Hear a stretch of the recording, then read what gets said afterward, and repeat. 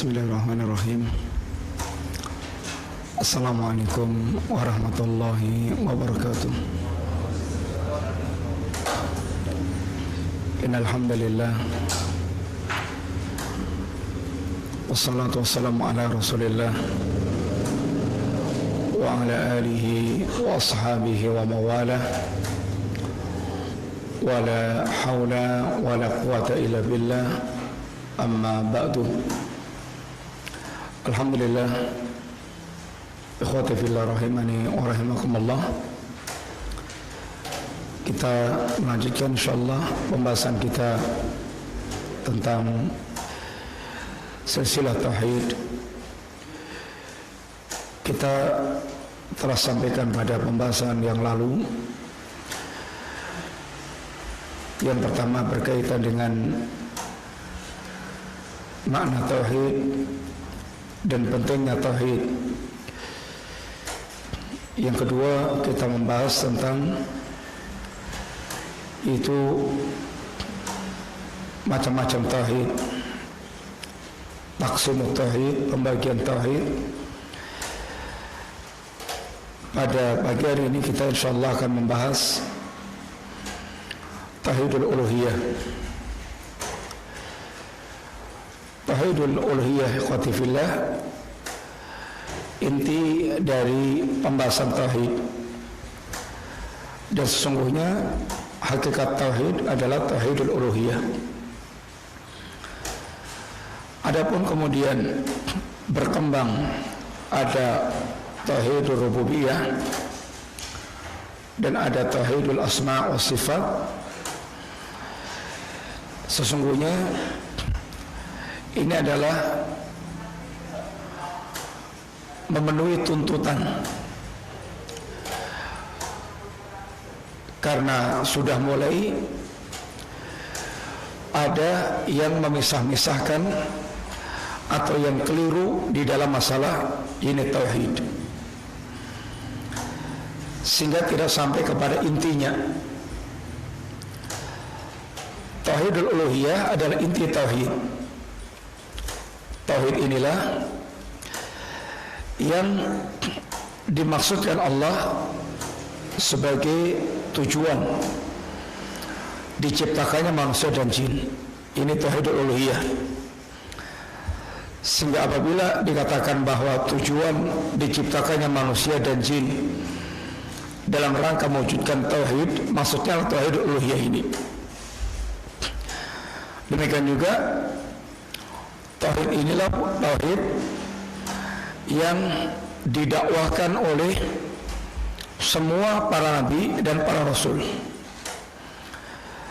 Kalau kemarin kita telah belajar tentang pembagian tauhid, ada tauhidul rububiyah, ada tauhidul asma' sifat, ada tauhidul uluhiyah. Semua para nabi dan rasul datang bukan untuk mendakwahkan tauhid rububiyah, tapi semua nabi dan rasul datang untuk mendakwahkan tauhid uluhiyah. Demikian juga Al-Quran yang Allah turunkan dari awal sampai akhir, yang intinya bermuatan tauhid ini, yang dimaksudkan adalah Al-Quran ingin menjabarkan dan menuntut terwujudnya tauhidul uluhiyah. Dan termasuk tauhid yang menjadikan para musuh memusuhi dakwah para nabi Allah alaihi salatu wassalam adalah tauhidul uluhiyah. Bukan karena Rasul mendakwahkan tauhid rububiyah, enggak. Agar Nabi yang menjadikan para musuh memusuhi dakwah para nabi dan para rasul adalah tauhidul uluhiyah. Tauhid ini pula ikhwan yang menjadikan pelakunya itu dia akan menjadi penghuni surga ataupun neraka secara mutlak. Selama dia punya tauhidul uluhiyah, maka dia terjamin untuk mendapatkan jannah. Jaminan dia untuk mendapatkan jannah. Ini tauhid uluhiyah, bukan tauhid rububiyah. Sekarang apa itu yang maksudkan dengan tauhidul uluhiyah?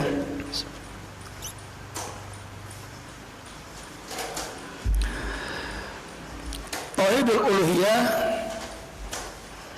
sebagaimana dalam definisi para ulama, mereka mengajarkan ada yang sangat singkat, di antaranya perkataan Syekh Muhammad bin Abdul Wahhab rahimallahu ta'ala.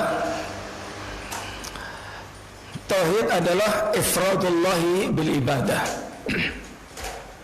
Tauhid adalah mengesahkan Allah dalam perkara ibadah, sehingga tauhid ini menuntut adanya totalitas dalam mempersembahkan ibadah kepada Allah Subhanahu wa taala.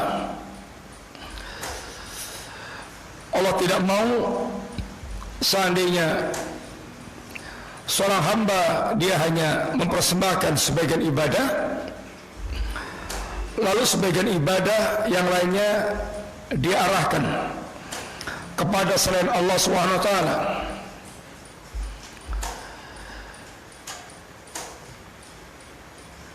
Al-Qur'anul Karim, ikhwan, ada beberapa metode dalam rangka untuk mewujudkan atau mengukuhkan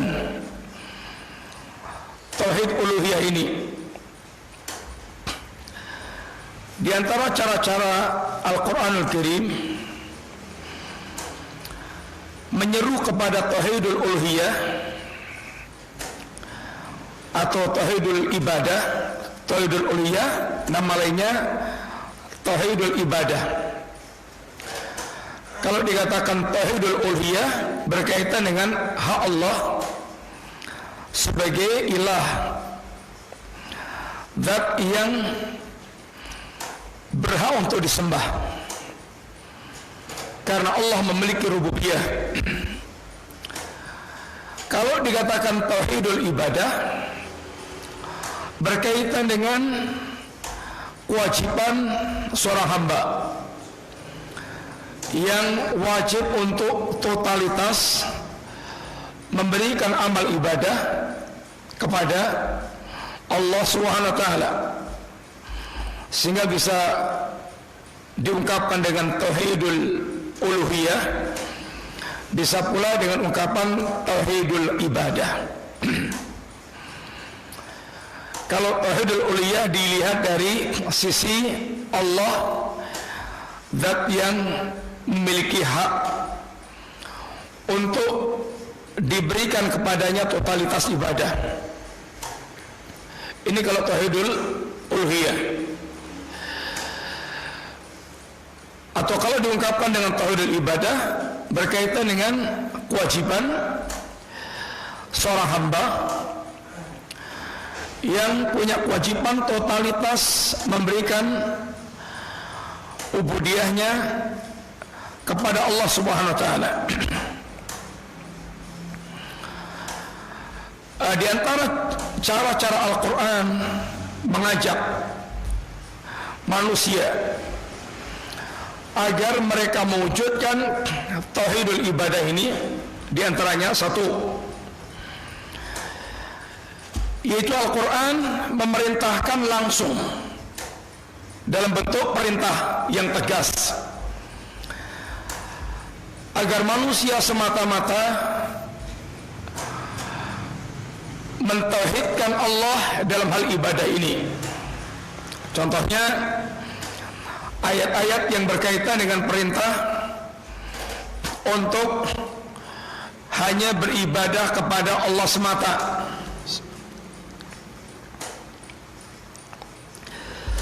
Seperti umpamanya ini wa'budullaha wa la tusyriku bihi syai'an. tempatnya depan. Akhwat tempat.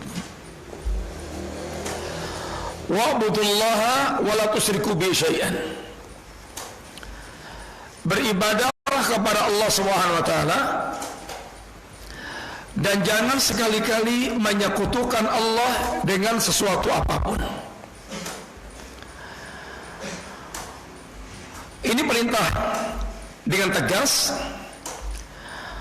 Allah Subhanahu wa taala menyatakan agar manusia semata-mata hanya mempersembahkan totalitas ibadahnya kepada Allah. Wa'budullaha wa la tusyriku bihi syai'an. Sama sekali jangan Allah disekutukan dengan apapun. Ini metode yang pertama. Ini metode dengan Allah mendatangkan perintah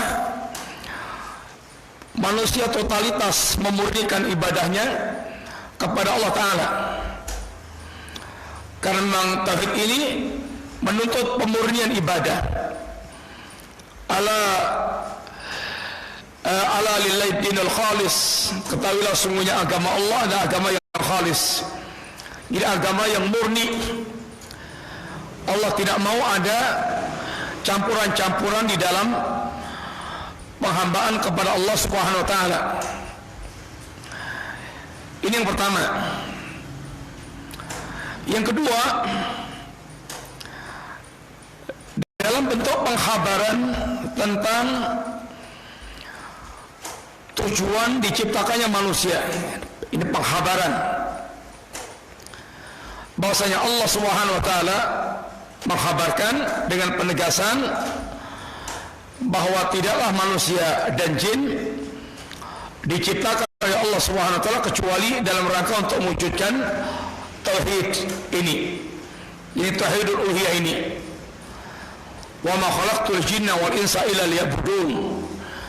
Dan tidaklah aku ciptakan jin dan manusia kecuali semata-mata agar mereka hanya beribadah kepada Allah saja, tanpa menyekutukan dengan apa dan siapa.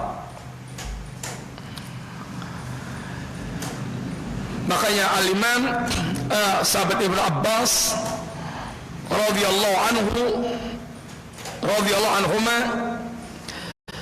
ketika memberikan catatan singkat berkaitan dengan kalimat liya'buduni liyuwahhiduni, agar mereka manusia semata-mata hanya mentauhidkan Allah,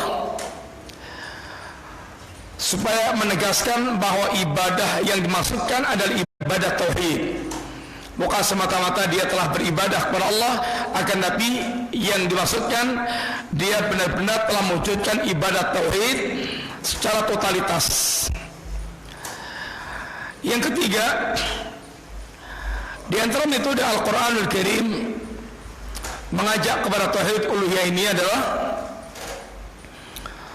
dengan menjelaskan tentang dakwahnya para Nabi Allah alaihi salatu wassalam. Menjelaskan tentang dakwahnya para Nabi Allah alaihi salatu wassalam, yang dakwah mereka semuanya adalah dalam rangka untuk mewujudkan tauhid Allah. Tanpa ini tidak ada seorang nabi pun kecuali dakwahnya adalah dalam rangka untuk mengajak kepada tauhid uluhiyah ini. Menjelaskan metode Al-Quran dengan menampilkan kisah dakwah semua para nabi alaihi salatu wassalam, yang semua nabi tanpa kecuali dakwah yang mereka lakukan adalah dakwah mengajak kepada tauhid. Dan Allah ceritakan kisahkan dalam Al-Quran dengan berbagai macam ungkapan kisah-kisah dakwah para nabi Allah alaihi salatu wassalam. Kemudian yang ke berapa? Yang keempat, di antara metode Al-Quran dalam mengajak pada tauhid uluhiyah ini adalah dengan menjelaskan bahwa hanya Allah Subhanahu wa taala yang memiliki rububiyah. Menjelaskan bahwasanya hanya Allah yang memiliki rububiyah. Dan yang memiliki rububiyah itulah yang berhak untuk disembah. Sehingga selain Allah tidak berhak disembah. Sehingga hanya Allah yang tunggal, satu-satunya yang berhak disembah, karena hanya Allah SWT yang memiliki rububiyah. Oleh karena itulah ketika Allah bicara dalam surat Al-Baqarah, ayat perintah untuk bertauhid, di ayat yang awal Allah perintahkan para manusia, ya ayuhan nasu ubudu rabbakum alladzi khalaqakum walladzina min qablikum la'allakum tattaqun alladzi ja'ala lakumul arda firasha was samaa'a binaa'a wa anzala minas samaa'i ma'an fa akhraja bihi minas thamarati rizqan lakum fala taj'alu lillahi andadan wa antum ta'lamun.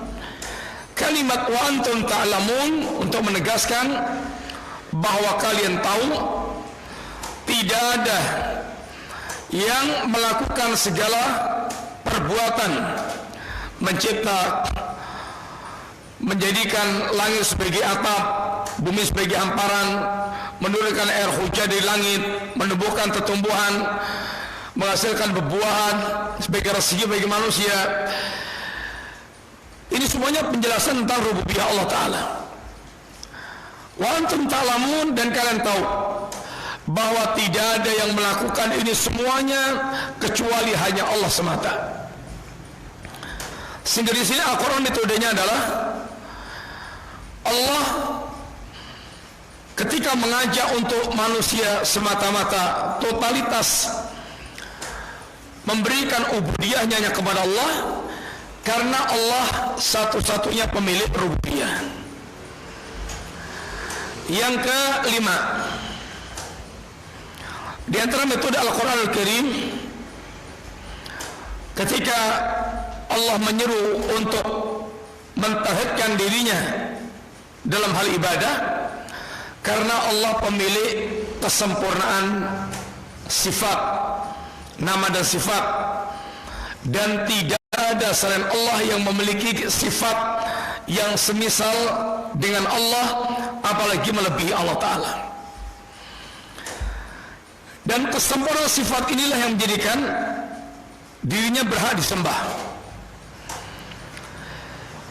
Allah sebutkan dalam ayatnya yang mulia, walillahi al-asmaul husna, Allah memiliki nama-nama yang baik, asmaul husna, fad'uhu biha, serulah, berdoalah kalian dengan nama-nama Allah yang husna tadi. Di sini Wan, ketika Allah menjelaskan bahwa dirinya memiliki al-asma al-husna, nama-nama yang bagus, yang setiap nama ini mengandung sifat, sehingga semua nama Allah mencerminkan sifatnya, sehingga Allah akan bisa diketahui keagungannya lewat semua nama yang telah diterangkan oleh Allah Ta'ala. Lalu Allah tegaskan, hal ta'lamu lahu samiyan, apakah memangnya ada yang memiliki kesempurnaan sifat sebagaimana yang dimiliki Allah Ta'ala? Enggak ada. Karena tidak ada yang memiliki sifat-sifat yang sempurna kecuali hanya Allah. Allah yang berhak, satu-satunya yang berhak untuk disembah.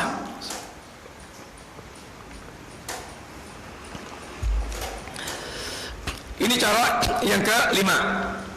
Allah menjelaskan bahwa dirinya adalah pemilik kesempurnaan sifat, dan tidak ada selain Allah yang memiliki kesempurnaan sifat. Kalau anda tahu bahwa ada makhluk yang memiliki kesempurnaan sifat setara dengan Allah, ada yang memiliki kesemuanya sifat setara dengan Allah, semisal dengan Allah, sembahlah dia. Tapi kenyataannya tidak akan pernah didapatkan makhluk yang memiliki sifat yang setara dengan Allah, apalagi mengungkulinya. Yang keenam, di antara metode Al-Quran dan mengajak kepada tauhid uluhiyah ini,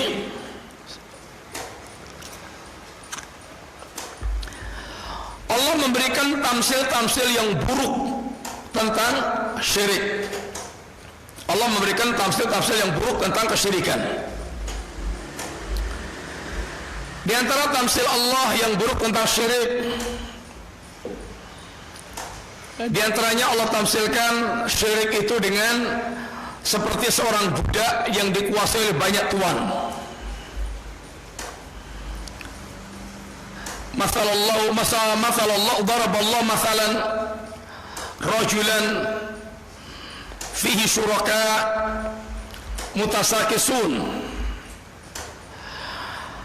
Seorang yang dikuasai oleh banyak tuan, dan bandingkan dengan satu orang warajulun dan satu orang yang dia hanya dikuasai oleh satu tuan. Hal yastawiyani masalan, apakah dua tamsil ini sama? Tentu berbeda. Satu budak dikuasai oleh banyak tuan, tuannya 5 umpamanya, dan masing-masing tuan ingin memberikan perintah segera dilaksanakan kepada si budak ini, tentu akan sangat membingungkan. Beda dengan tamsil tauhid, satu orang dikuasai oleh satu tuan.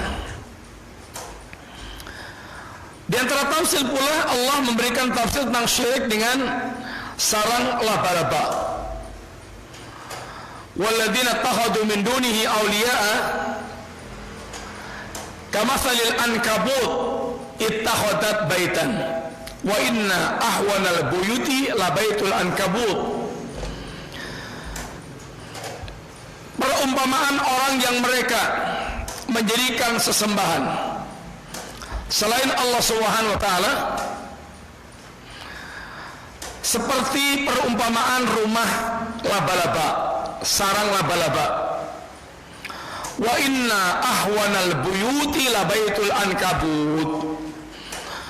Dan rumah yang paling lemah adalah sarang laba-laba. Demikian juga Allah memberikan tafsir tentang syirik ini dengan yaitu berhala yang tidak bisa menolak saat ketika sajennya dirampas oleh lalat, sehingga dhaufat talib wal matlub, sangat lemahlah antara yang menyembah dan yang disembah. Ini semuanya tamsil-tamsil yang menunjukkan tentang buruknya ini amal syirik yang tidak masuk akal manusia menolak, dan penuh dengan permasalahan. Ini adalah kesyirikan. Beda dengan tauhid yang dengan gamblang Allah jelaskan hakikat tauhid, dan juga dengan segala tamsil-tamsil yang baik, tamsil-tamsil yang baik. Tamsil tauhid adalah buah yang sempurna, akarnya menghujam, batang percabangannya meninggi, mengeluarkan buah-buahan setiap saat. Ini tafsir tauhid, sangat bagus. Beda dengan tafsir syirik yang semuanya menyalahi fitrah, manusia dibuat repot, kesulitan, karena yang mereka sembah adalah sesuatu yang tidak berhak untuk disembah. Kemudian, alhamdulillah, termasuk di antara metode Al-Quran mengajak manusia mentauhidkan Allah dengan menerangkan tentang batilnya kesyirikan, sehingga kata ulama ada satu ayat yang dalam satu ayat ini memangkas semua alasan-alasan yang biasa dipakai untuk membenarkan syirik mereka. Allah menyebutkan di antaranya dalam ayat, "Qul ud'ul ladzina za'amtum min dunillah." Katakan, terangkan berkaitan dengan apa yang mereka sembah selain Allah Subhanahu wa taala.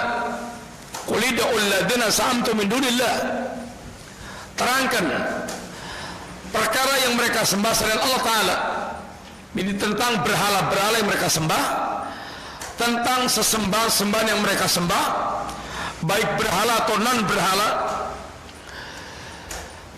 Yang pertama, la yamlikuna mithqala dzarratin fis samawati wa ma fil ardi. Yang mereka sembah selain Allah itu, satu, tidak memiliki apapun, baik walaupun hanya sekedar sebesar biji sawi, sebesar semut hitam, tidak memiliki sama sekali apa yang di langit maupun di bumi. Bagaimana yang tidak memiliki kok disembah? Yang kedua, wama lahum fihima min syirkin. Dan yang mereka sembah selain Allah ini tidak berserikat dalam kepemilikan apa yang di langit dan di bumi, alias saham pun tidak, sehingga total memang tidak memilikinya, lepas total dia memang tidak memilikinya. Yang ketiga, wama lahum wama lahu fihim min dhahirin, wama lahum minhum min dhahirin. Dan tidak ada jasa yang, dan tidak ada ini jasa yang dibutuhkan Allah dari yang mereka sembah itu. Yang mereka sembah itu tidak punya jasa apapun. Wa malahu minhum min dhahirin. Mereka tidak punya jasa apapun kepada Allah Ta'ala. Sesembahan itu layaknya satu, dia punya segala-galanya, sehingga kalau para penyembahnya minta, dia akan kasih. Tapi yang pertama ini kata Allah, mereka tidak punya apa-apa, yang mereka sembah itu tidak punya apa-apa, bahkan walaupun hanya sebesar biji sawi atau sebesar semut hitam. Mungkin mereka tidak punya, tapi dia punya saham, enggak juga. Mungkin mereka tidak punya saham pula, tapi mereka punya jasa yang diperhitungkan oleh Allah, yang Allah membutuhkannya, enggak juga. Yang terakhir, boleh jadi mereka punya hak untuk memberikan syafaat, sehingga kita minta kepada mereka itu layak. Ternyata hak memberikan syafaat pun hanya akan terwujud apabila Allah ridha terhadap orang yang akan diberikan syafaat, dan ini setelah diizinkan oleh Allah Ta'ala. Sebelum ada izin dari Allah tidak bisa memberikan syafaat, atau orang yang akan diberi syafaat orangnya itu kufur atau syirik, yang Allah tidak ridha dengan agamanya atau dengan perbuatannya, maka mereka tidak berhak. Ini syafaat pun dia tidak bisa memberikan. Syafaat pun mereka tidak bisa memberikan, karena memang mereka tidak punya syafaat. Lalu apalagi yang diandalkan dari sesembahan yang mereka sembah selain Allah ini? Nggak ada lagi. Maka dikatakan para ulama, ayat ini ibaratnya memangkas alasan musyrikin seakar-akarnya. Alhamdulillah, kita cukupkan sampai sini pembahasan yang tadi. Di antara cara Al-Quran mengajak manusia supaya mentauhidkan Allah dalam hal ibadah.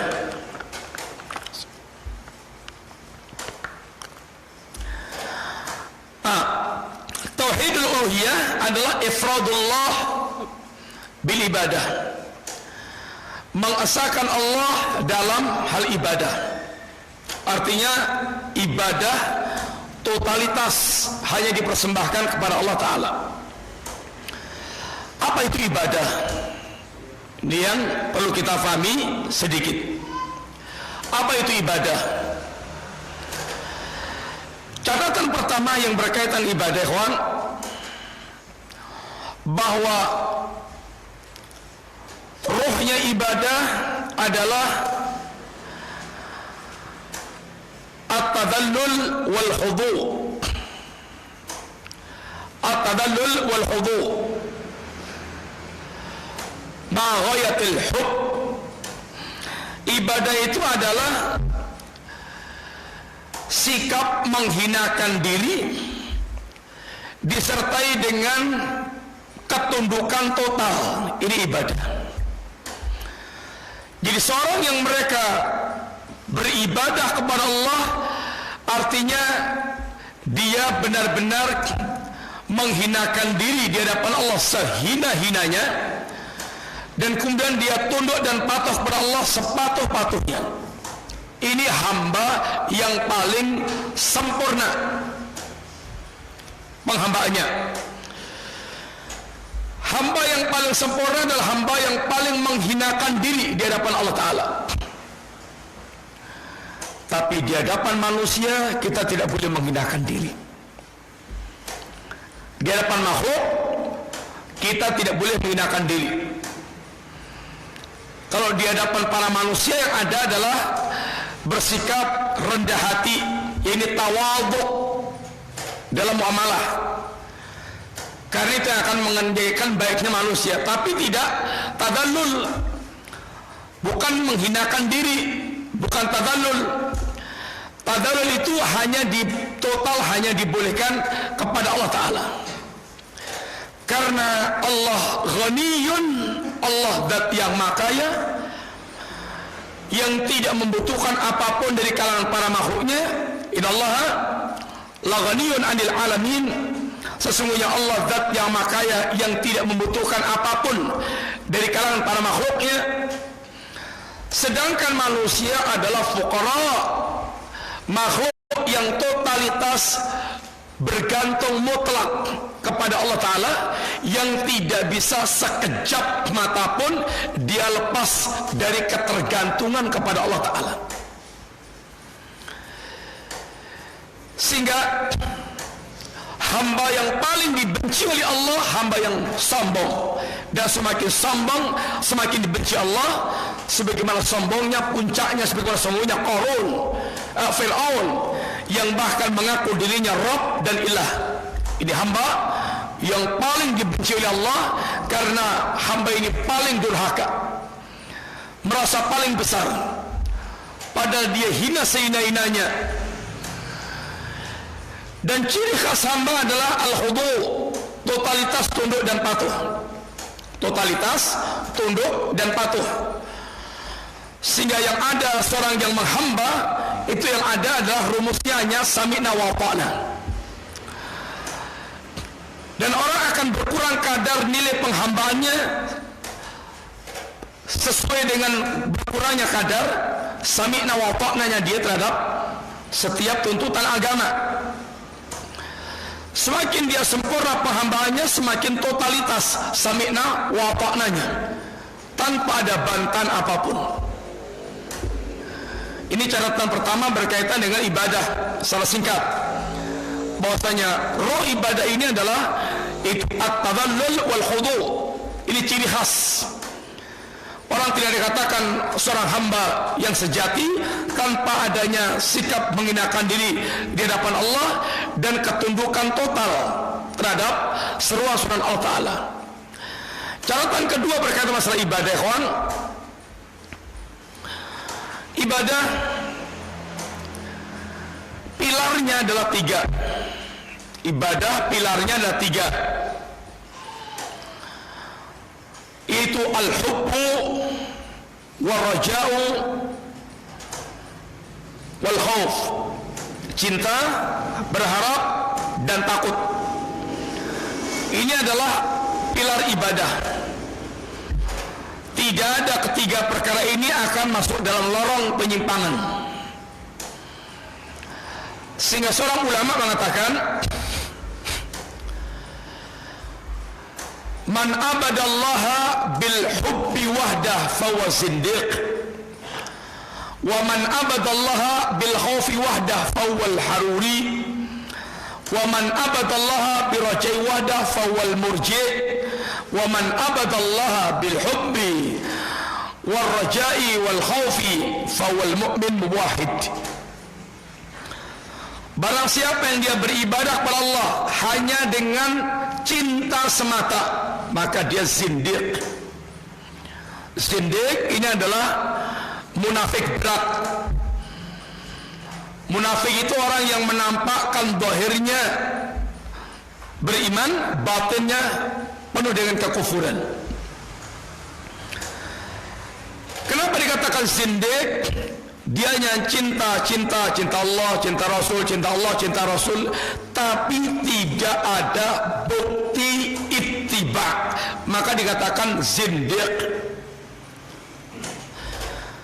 Orang-orang sufi melampiaskan kecintaannya kepada Allah dan Rasulnya dengan lagu-lagu, nyanyian-nyanyian, cinta, tapi itibaknya nol, atau tidak ada bukti itibaknya. Orang yang mereka hanya mengumbar cinta dan ternyata itibaknya nol, dia zindiq, munafik berat. Kalau dia jujur cintanya, pasti akan itibak, pasti akan itibak.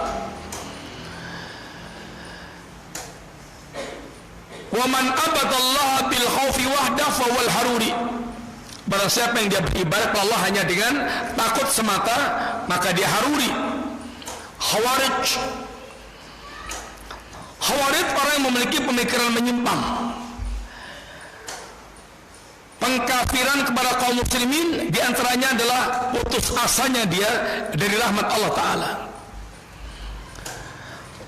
Di antara pemikiran Khawarij, ketakutan dia membuat dia putus asa dari rahmat Allah Ta'ala.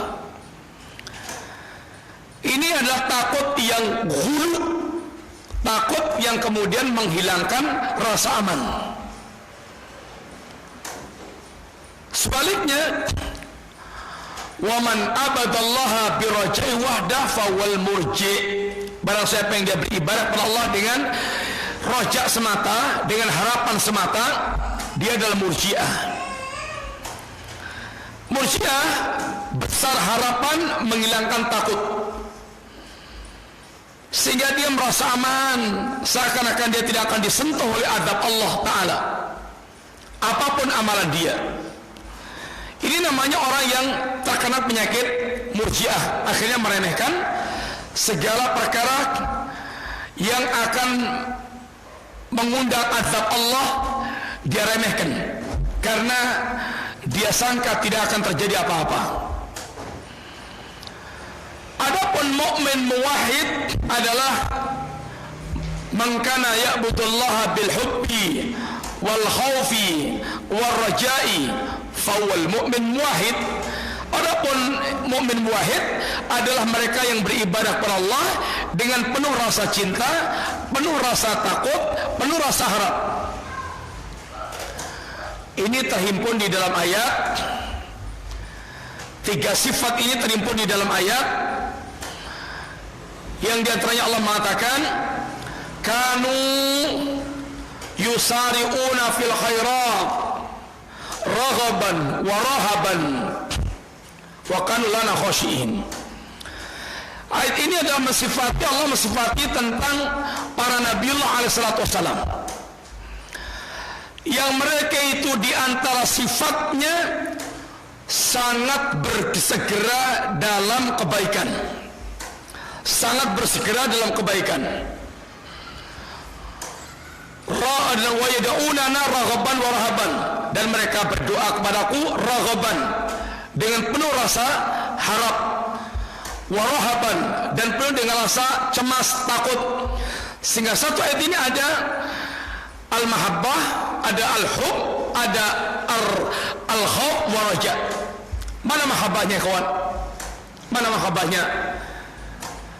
Kanu yusari'una fil khairat. Para ulama dalam satu ayat ini ada 3 dalil tersebut, al-mahabbah, wal khawf wa raja.